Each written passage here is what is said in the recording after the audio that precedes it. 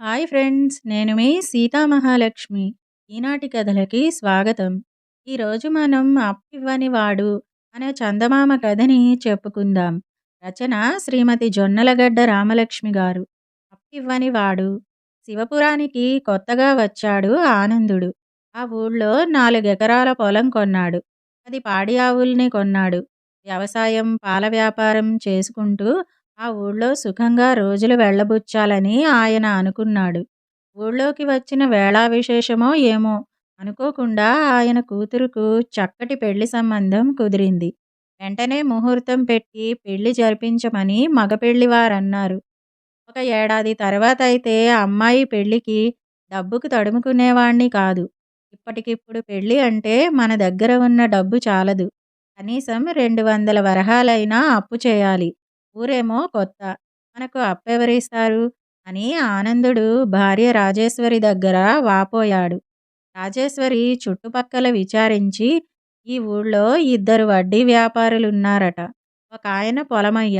ఆయన పొలం తాకట్టు పెట్టుకుని అప్పిస్తాడట. ఇంకొకరు బంగారయ్య. ఆయన బంగారం తాకట్టు పెట్టుకుని అప్పిస్తాడట అని భర్తకు చెప్పింది. 200 వరహాలు చిన్న మొత్తం కాబట్టి మాట నమ్మకం మీద స్నేహభావంతో అప్పిచ్చేవాళ్ళుంటే బాగుండునని ఆయన అనుకున్నాడు. కొత్తగా కొన్న పొలం తాకట్టు పెట్టడం ఆయనకు ఇష్టం లేదు. ఆడవాళ్ళు నగలు ధరించేది పెళ్లి వంటి వేడుకల్లోనే కాబట్టి బంగారం తాకట్టు పెట్టడము కుదరదు. ఏ తాకట్టు లేకుండా వడ్డీ ఎంత అడిగినా ఇవ్వడానికి కూడా ఆనందుడు సిద్ధంగా ఉన్నాడు. ఆనందుడి సమస్య విని పొరుగింటి వీరయ్య, ఈ ఊళ్ళో తాకట్టు లేకుండా అప్పిచ్చేవాళ్ళు లేరు. అయితే పొరుగుళ్ళో ధనయ్య ముక్కు ముఖం తెలియని వాళ్ళకు కూడా అప్పిస్తాడు. నీకు 200 వరహాలు కావాలంటే 6 నెలల తర్వాత 400 వరహాలు ఇచ్చుకోవాలి. నీకిష్టమైతే వెళ్ళి ఆయన్ను కలుసుకోవచ్చు అని సలహా ఇచ్చాడు. ఏం చేయాలా అని ఆనందుడు ఆలోచిస్తుండగా అక్కడికి ఒక 30 సంవత్సరాల యువకుడు వచ్చాడు. తెల్లని మల్లెపువ్వులాంటి బట్టలు ధరించాడు. బంగారు ఛాయలో మిసమిసలాడిపోతున్నాడు. అతడు వీరయ్యను పలకరించి, ఏమిటి వీరయ్య గారు, వారం రోజుల్లో ఇస్తానని తీసుకున్న 100 వరహాలు 2 నెలలైనా ఇంకా తీర్చలేదనా? నాకు కనబడకుండా మొహం చాటేస్తున్నారు. నేనేమైనా మిమ్మల్ని నిలదీశానా? మా ఇంటికి మామూలుగా వస్తూ పోతుండండి అని వెళ్ళిపోయాడు. అతడెవరు అని అడిగాడు ఆనందుడు కుతూహలంగా. అతడి పేరు మల్లినాథుడు. మనిషి చాలా మంచివాడు. గొప్ప ఆస్తిపరుడు. అవసరంలో ఉన్నవారికి ఎంతైనా ఇచ్చి ఆదుకునే ఉపకార గుణమున్నవాడు. ఎట్టి పరిస్థితుల్లోనూ ఇచ్చిన డబ్బుకు వడ్డీ అడగడు అంటూ వీరయ్య ఆ యువకుడి గురించి చెప్పాడు. అయ్యో, నాకు అతన్ని పరిచయం చేయాల్సింది అన్నాడు ఆనందుడు వెంటనే. వీరయ్య కాస్త సంకోచిస్తూ, చేసేవాణ్ణే, కానీ మల్లినాథుడు అదో తరహా మనిషి. మాయా మర్మం తెలియదు. మనసులో ఏముంటే ఆ మాట పైకి అనేస్తాడు. పాతవాళ్ళం ఏదో సర్దుకుపోతుంటాం. కానీ కొత్తవాళ్లకు కాస్త ఇబ్బందిగానే ఉంటుంది అతడి ప్రవర్తన. అతడు అందరికీ అప్పివ్వడు. అయితే ఇచ్చినా ఇవ్వకపోయినా అతడితో మాత్రం ఇబ్బందే. బాగా తెలిసిన మేము కూడా అతడి వద్ద అప్పు చేయాలంటే సంకోచిస్తాం అన్నాడు. అప్పిస్తే అన్నమాట ప్రకారం బాకీ తీర్చేస్తాను కాబట్టి ఏ ఇబ్బంది ఉండదు. అప్పివ్వకపోతే ఇక ఇబ్బంది ఏముంటుంది అన్నాడు ఆనందుడు ఆశ్చర్యంగా. అది అనుభవిస్తే తప్ప అర్థం కాదు. చెబితే ఏం తెలుస్తుంది అని తప్పుకున్నాడు వీరయ్య. ఆనందుడికి వీరయ్య మాటల్లో నమ్మకం కుదరలేదు. ఆయన మల్లినాథుణ్ణి సాయం కోరాలనే నిర్ణయించుకుని ఆ సాయంత్రం అతడింటికి వెళ్ళాడు. ఆ సమయానికి మల్లినాథుడు, అతడి తండ్రి ఇంటి అరుగు మీద కూర్చుని దేనికో గొడవ పడుతున్నారు. మీరు ఆవును కొనమని మరీ మరీ చెప్పారు. అది నేను సలహా అడిగితేనే చెప్పారు. మీరు నా ఇష్ట ప్రకారమే చేయమని చెప్పినా నేను మీ ఇష్ట ప్రకారమే చేస్తానని మాటిచ్చాను. తీరా ఇంతా చేసి నేను గేదెను కొన్నాను. నా నిర్ణయం సరైనదేనని ఇప్పటికీ నా నమ్మకం. కానీ మీ మనసు కష్టపెట్టినందుకు నాకు చాలా బాధగా ఉంది. ఎంత సరిపెట్టుకుందామన్నా నా బాధ తగ్గడం లేదు అంటున్నాడు మల్లినాథుడు. నాయనా, అడిగావని సలహా ఇచ్చాను. నాకు నీ వివేకం మీద నమ్మకముంది. నువ్వేం చేసినా నాకు సంతోషమే. అనవసరంగా బాధపడకు అంటున్నాడు తండ్రి. ఇది విన్న ఆనందుడు మల్లినాథుడి మనసు చాలా సున్నితమైనది. ఇంత మంచివాడి గురించి వీరయ్య అలా చెప్పాడేమిటో అనుకున్నాడు. ఈలోగా మల్లినాథుడు ఆనందుడిని చూసి సంభాషణ ఆపి అతడికేసి ప్రశ్నార్థకంగా చూశాడు. ఆనందుడు తనను తాను పరిచయం చేసుకున్నాడు. మీ పేరు విన్నాను. ఈరోజు ఉదయం మిమ్మల్ని వీరయ్య గారి పక్కన చూశాను. కొత్తవారిని నాకై నేనుగా పరిచయం చేసుకునే చొరవ లేదు నాకు. అప్పుడు పలకరించనందుకు ఏమీ అనుకోకండి అన్నాడు మల్లినాథుడు. ఇందులో అనుకోవడానికేముంది? నేను మీలాంటి వాణ్ణే. ఎటొచ్చి అవసరం కొద్దీ నాకు నేనుగా మిమ్మల్ని పరిచయం చేసుకోవాల్సి వచ్చింది అంటూ ఆనందుడు తన అవసరం గురించి చెప్పి మల్లినాథుణ్ణి సాయం కోరాడు.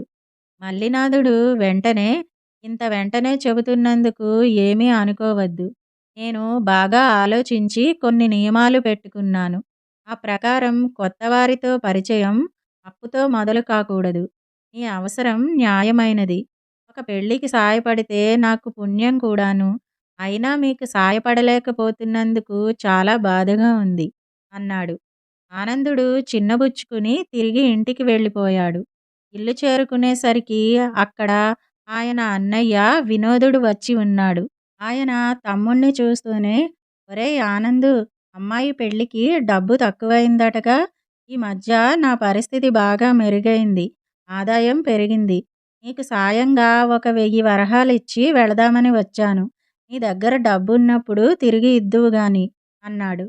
తన సమస్య తీరిపోయినందుకు ఆనందుడు ఎంతో సంతోషించాడు. వెంటనే అన్నగారి పాదాలకు దండం పెట్టి గుడికి బయలుదేరాడు.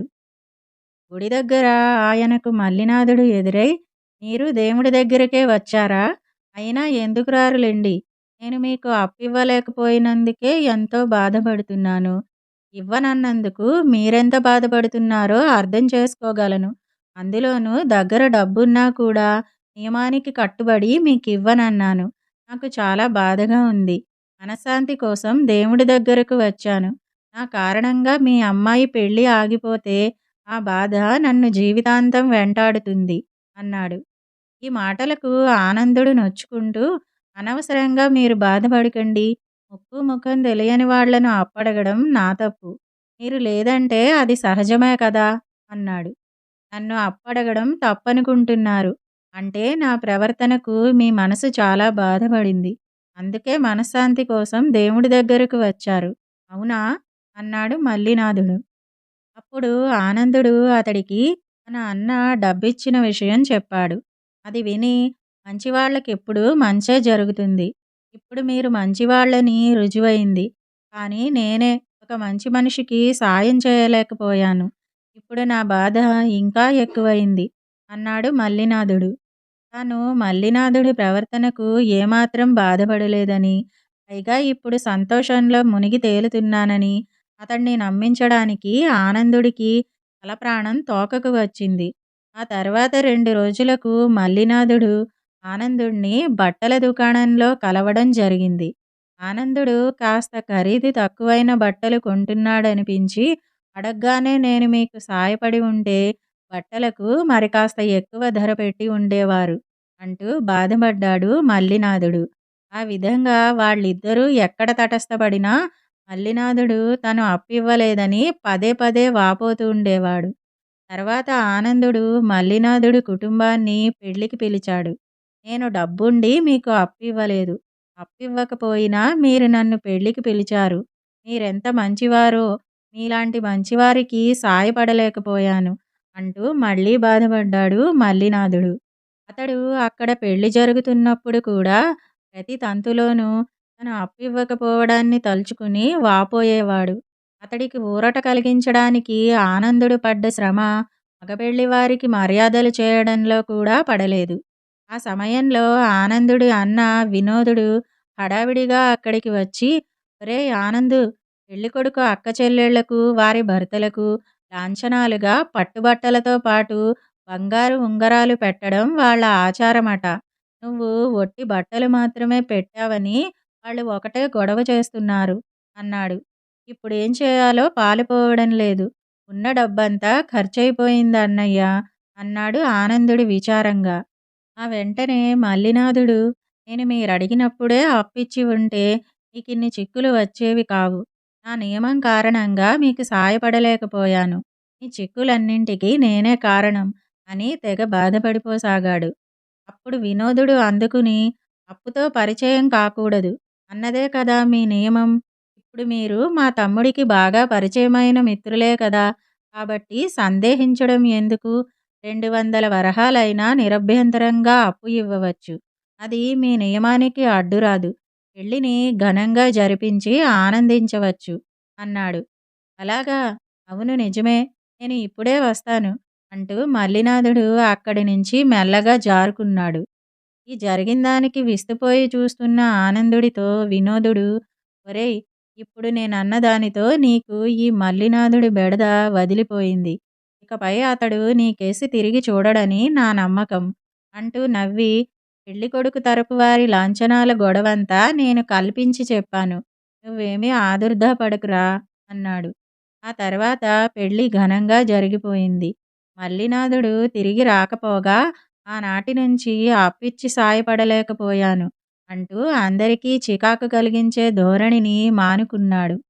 ఇదండి 'అప్పివ్వని వాడు' అనే చందమామ కథ. ఈ కథ గనక మీకు నచ్చినట్టయితే లైక్, షేర్, కామెంట్ చేయండి. మరిన్ని మంచి కథల కోసం మా ఛానల్‌ను సబ్స్క్రైబ్ చేసుకోండి. మళ్ళీ మరొక మంచి కథతో కలుసుకుందాం. అంతవరకు వింటూనే ఉండండి ఈనాటి కథలు.